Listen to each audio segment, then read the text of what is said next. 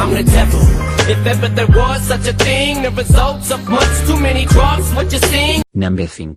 Sprewell. Sprewell was an absolute beast. Drafted 24th by the Golden State Warriors in the 1992 draft, he quickly rose to become one of the best shooting guards in the NBA. In 1994, after only his second season, he joined legends like John Stockton, Scottie Pippen, Karl Malone, and Hakeem Olajuwon in the All-NBA first team, while also making the All-Defensive second team.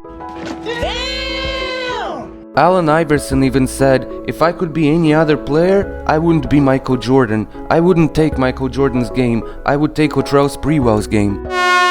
Unfortunately, none of that matters anymore, because the four-time All-Star is best remembered for his absolutely evil conduct off the court. This involved starting a fight with teammate Byron Houston, threatening Jerome Kersey with a 2x4, and most infamously, choking his coach PJ Carlesimo after he told him to make crisper passes in practice. He had his hands around his neck for a good 7 seconds before teammates and assistant coaches pulled him off. He got himself a 68-game suspension, which cost him $6.4 million and a shoe deal with Converse, a punishment he deemed too harsh because Carlesimo could still breathe while he was choking him. The Warriors even tried to void his 3-year, $24 million contract, but instead ended up trading him to New York, where he committed the ultimate evil of making shoes with spinning rims a thing. Number 4. Jason Williams. Jason Williams, not the white guy with the flashy passes, but Jason Williams, played 9 seasons in the NBA with the 76ers and the Nets. A broken leg forced him out in 2000 with just 1 All-Star appearance. Shortly after retirement, he became infamous for accidentally shooting his driver with a double-barrel shotgun and attempting to cover it up, earning himself 18 months in prison. During his trial, something a little more evil came up. Former teammate Dwayne Shinsius told investigators that he and Williams bet $100 that Shinsius could not drag Williams' Rottweiler out of his house. The 7'2", 260-pound Shinsius won and told Williams to pay up. An enraged Williams allegedly went back inside, returned with a shotgun, and killed the dog. He then allegedly loaded 2 more shells into the shotgun, pointed it at Shinsius and growled, "Shinbone, get this dog off my porch or you're next." The statute of limitations for any criminal charges had already been up by the time this came to light, so all Williams got was a civil complaint from the SPCA. Number 3. Karl Malone. Karl Malone is one of the more well-known scumbags in NBA history. He caused a lot of injuries with his dirty play, creepily hit on Kobe Bryant's wife. "You're old enough to be my father." Oh, like your daddy. But nothing compares to that time he knocked up a 13-year-old Gloria Bell when he was a 20-year-old college sophomore.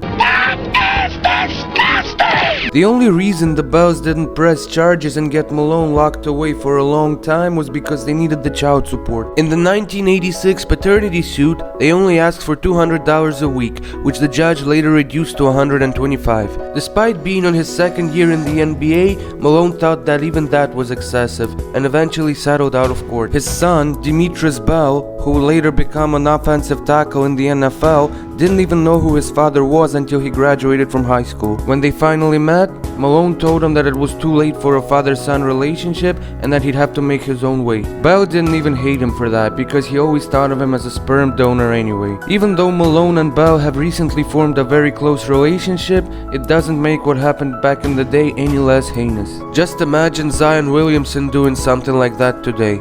Number 2. Thomas Payne. Tom Payne was the first African American to play for the University of Kentucky. Drawing comparisons to Kareem Abdul-Jabbar, the 7'2" center became a standout and was drafted by the Atlanta Hawks in 1971. Unfortunately, his NBA career would only last 29 games, because in May of 1972, Georgia police arrested him after investigating a number of rapes in the Atlanta area. He was then convicted on 2 counts of rape and 1 count of aggravated sodomy.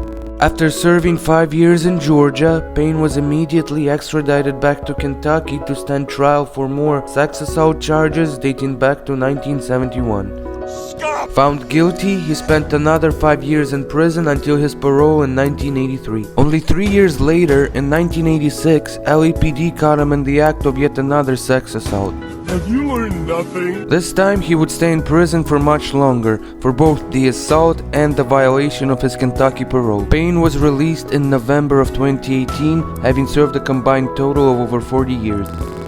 Number 1. Eddie Johnson. Nicknamed Fast Eddie for his lightning-quick first step, Eddie Johnson Jr. was a 6'2" shooting guard who played in the NBA for 10 years, mostly for the Atlanta Hawks. He earned 2 All-Star appearances and 2 All-Defensive Second Teams, but his love for cocaine put an early end to his career with a lifetime ban in 1987. His banishment from the NBA was only the beginning of his downward spiral. Over the next 2 decades, he racked up over 100 arrests and a handful of prison stints in his native Florida. Then, in 2006, he was arrested for sexual battery on an 8-year-old girl during a burglary, while awaiting trial for the rape of a 25-year-old woman. Really a piece of shit.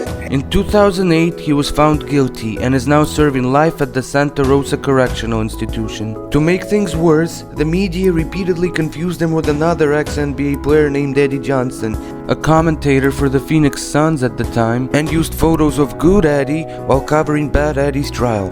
Fake news. This wrongfully hurt an innocent man's reputation and gave him what he called the worst day of his life.